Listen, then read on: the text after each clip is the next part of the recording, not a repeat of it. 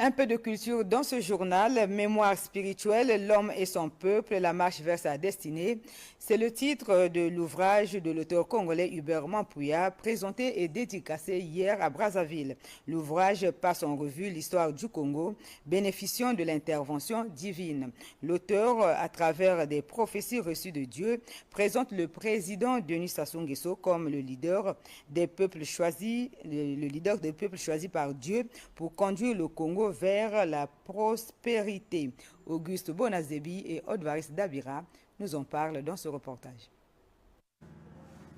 Dans le tome 1 de son essai littéraire intitulé « Mémoire spirituelle, l'homme et son peuple, la marche vers sa destinée », Hubert Mampouya, chrétien catholique pratiquant, cadre inspecteur d'éducation physique et sportive et prophète de Dieu, livre le témoignage de la présence permanente de Dieu dans toutes les étapes de l'histoire du Congo.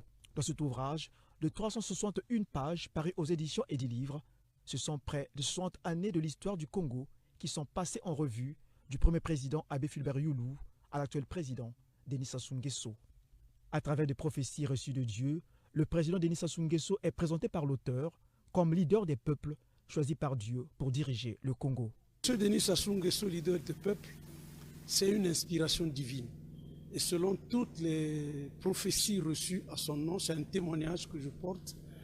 Et Dieu l'a élevé au rang de leader des peuples, tout simplement parce qu'il a un aura qui a brillé, qui brille et qui continue à briller pour accompagner ce peuple. Denis Sassou Nguesso aurait bénéficié de la bénédiction du premier président du Congo, Abbé Fulbert Youlou.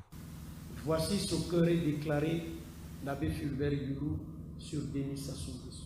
Les miens m'ont trahi, mais toi, fils du Nord, donc autrement dit, Oussintane, tu me sauves et me protèges. Je n'ai rien à te donner, Oussouiti. Je n'ai pas d'argent.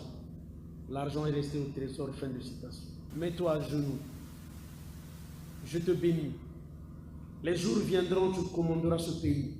Les malheurs du Congo proviendraient de la malédiction proférée par le premier président, Abbé Fulbert Youlou, à son pays, le Congo, dévoile l'auteur dans son ouvrage. Les prophéties de l'abbé Fulbert Youlou pèsent jusqu'aujourd'hui sur le Congo, qu'il a usé de ses pouvoirs de prêtre pour, comme on dit,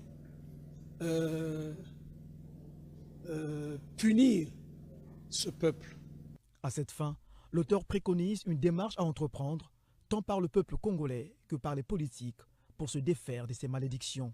Le peuple doit se retourner vers le père de la nation qui est Fulbert Youlou pour demander pardon.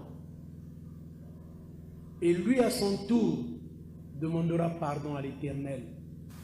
Et nous avions appris et c'est vérifié que le corps du président Fulbert Youlou n'avait jamais été porté en terre. Son linceul exposé. Or, l'âme ne peut trouver de liberté lorsque le corps est mis en terre.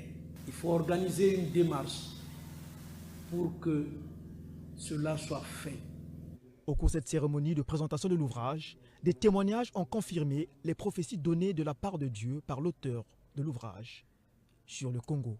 La cérémonie s'est achevée par la dédicace de l'ouvrage. Tu as été celui que le Seigneur avait inspiré.